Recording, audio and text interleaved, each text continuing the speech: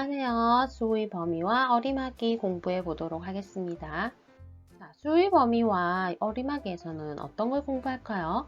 자, 수의 범위에서는 먼저 네 가지 기억해야 되겠습니다. 이상, 이하, 초과, 미만 이렇게 네 가지를 배우고 실생활에서 어떻게 적용하는지 문제를 통해서 알아봅니다. 어림하기는요, 세 가지 나옵니다. 올림, 버림, 반올림 나오고 이것도 실생활에서 문제를 통해서 어떻게 적용할 수 있는지 공부해 보도록 하겠습니다. 수의 범위 알아보겠습니다. 수의 범위에서 여러분 가장 중요한 것은 경계에 있는 경계값이에요. 이 경계값을 포함하느냐 포함하지 않느냐가 중요합니다. 한번 알아보겠습니다. 자, 이상 같은 경우에는 이 상자가 윗상자일 거예요. 그러면 더 크다는 뜻이에요. 그래서 같거나 큰 수입니다. 여기서 보면 같다는 말이 나오기 때문에 경계에 있는 값을 포함한다는 거예요. 자, 수직선에서 보시면 선생님이 만약에 5 이상인 수를 표시해 보세요 라고 하면은 이상이라는 것은 같거나 큰 수이기 때문에 이 5라는 경계값을 포함하게 돼요. 그래서 색칠을 해야 됩니다. 그리고 5보다 크게 큰 수라는 것입니다. 그래서 숫자를 나타내면 5, 6, 7, 8, 9, 10 다 포함되는 거예요. 자, 이하 같은 경우에는 이 하자가 아래 하자겠죠. 그래서 작다는 얘기겠죠. 그래서 같거나 작은 수라고 할 수 있습니다. 자, 같다는 게 있기 때문에 수직선에서 나타냈을 때 선생님이 5 이하의 수를 표시해라고 하면은 5 이하인 수 5도 포함된다는 거예요. 경계값에. 그리고 작은 수니까 여러분 표시해 보시면 1, 2, 3, 4, 5 이렇게 표시할 수 있을 거예요. 5도 포함된다는 거예요. 알겠죠? 이상, 이하는. 자, 이번엔 초과 같은 경우에는 그냥 큰 수예요. 경계값을 포함하지 않습니다. 그래서 선생님이 5 초과인 수를 표시하세요 라고 하면은 5에다가 색칠을 하면 안 되겠어요. 이렇게 빈 동그라미를 하고 큰 수를 표시하면 되니까 숫자를 써보세요 하면 5는 포함 안 되고 6, 7, 8, 9, 10 이렇게 포함되는 겁니다. 미만 같은 경우에는 작은 수를 뜻합니다. 그래서 5 미만인 수를 표시하세요 라고 하면은요. 5는 포함하지 않고 5보다 작은 수만 쓰시면 돼요. 그래서 자연수를 써보세요 하면 1, 2, 3, 4까지만 포함되는 거예요. 5는 포함되지 않습니다. 자, 수의 범위를 구하는 문제들은 크게 이렇게 네 가지를 볼 수 있어요. 첫 번째는 수의 범위를 수직선에 어떻게 나타내느냐.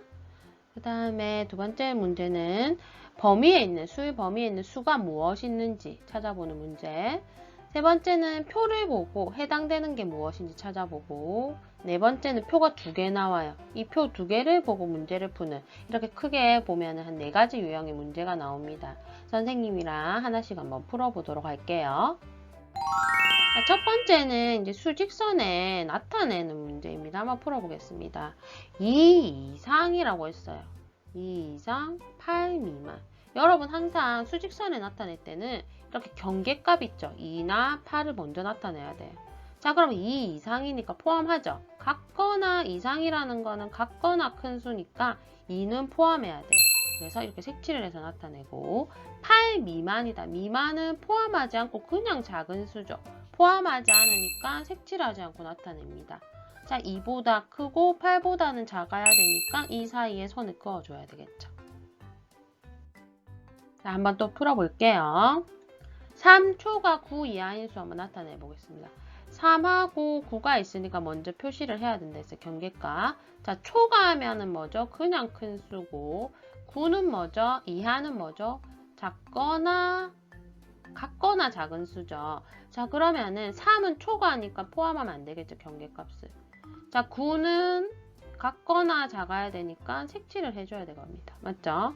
그러면 3보다는 크고 9보다는 작아야 되니까 이렇게 표시하고, 만약에 수를 써보세요 하면 뭘까요? 3은 포함하면 안 되겠죠. 그래서 4, 5, 6, 7, 8, 9까지 쓰면 되겠습니다. 자, 다음 문제 한번 풀어볼게요. 6초가 8 미만인 수. 자, 경계값을 먼저 표시해라고 했죠. 자, 초과하고 미만은 그냥 큰 수, 그냥 작은 수기 때문에 6보다 크고 8보다 작다 표시를 하고 가운데 선을 그어주면 되겠습니다. 자, 그러면 여기서 해당되는 수는 뭘까요? 6도 포함 안 되고 8도 포함 안 되니까 가능한 자연수는 7밖에 없겠죠. 자, 다음 한번 풀어보겠습니다. 1 이상 7 이하인 수. 자, 경계값을 먼저 표시해야 된다 했죠. 1하고 7. 자, 그럼 색칠을 해야 되느냐 말아야 되느냐. 이상, 이하.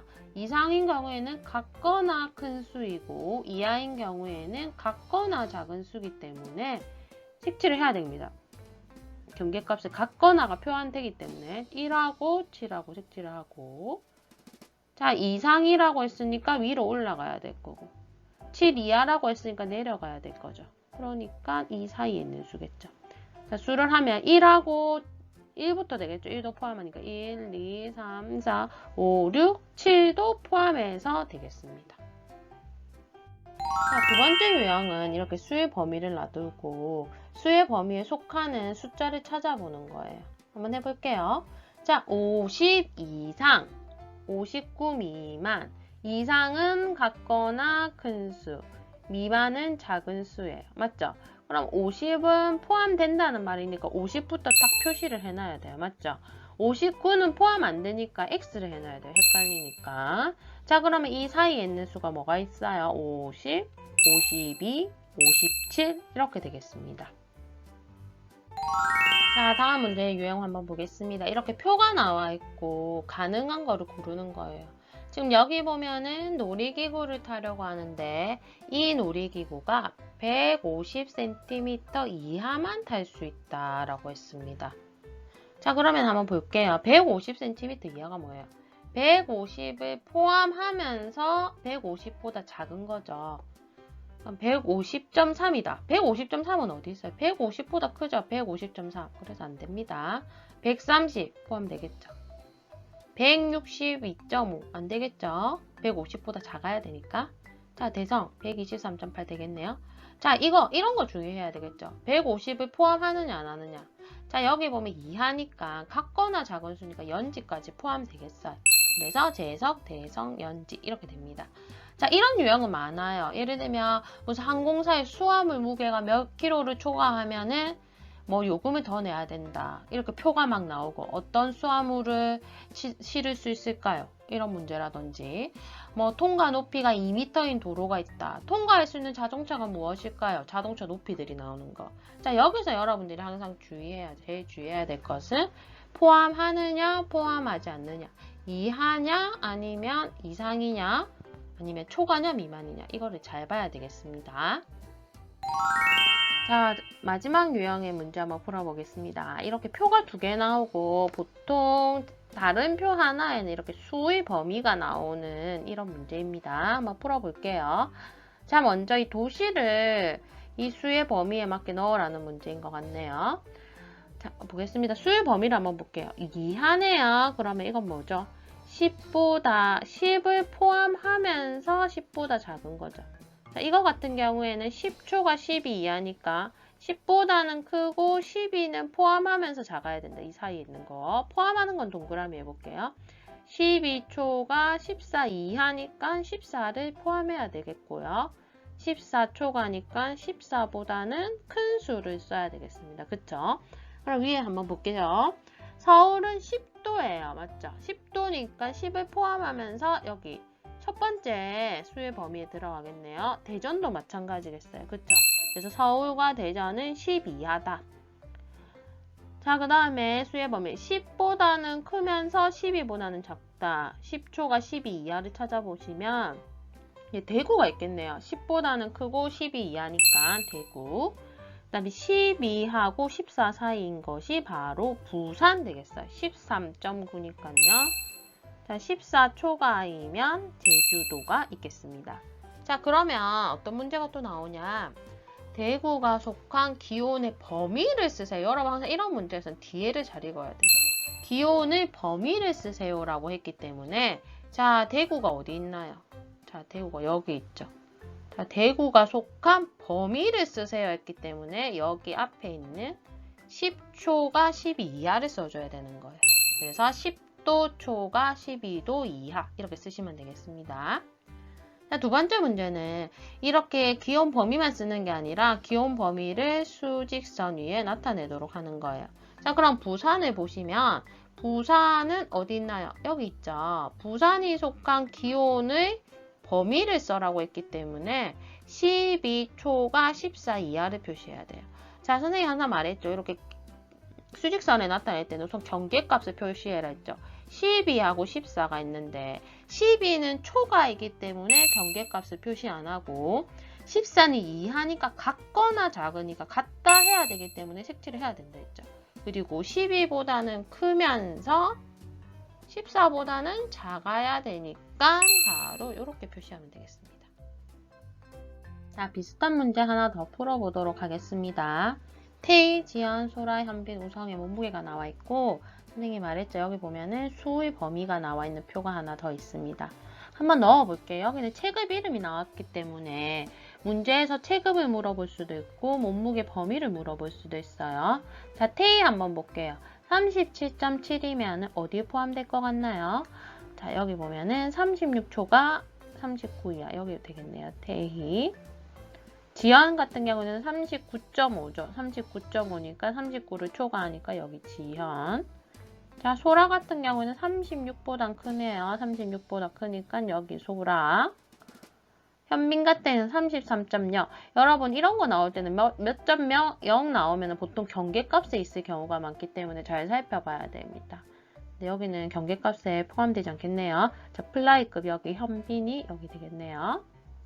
우성 같은 경우에는 35점이니까 여기 우성 이렇게 표현하면 되겠습니다. 맞죠? 34초가 36 이하니까. 자, 문제를 한번 풀어볼게요. 소라와 같은 체급의 친구는 물어봤죠. 친구는 바로 태희하고 소라가 있으니까 태희겠어요. 자, 여기서 문제를 볼 때 선생님 항상 뒷부분을 잘 보랬죠.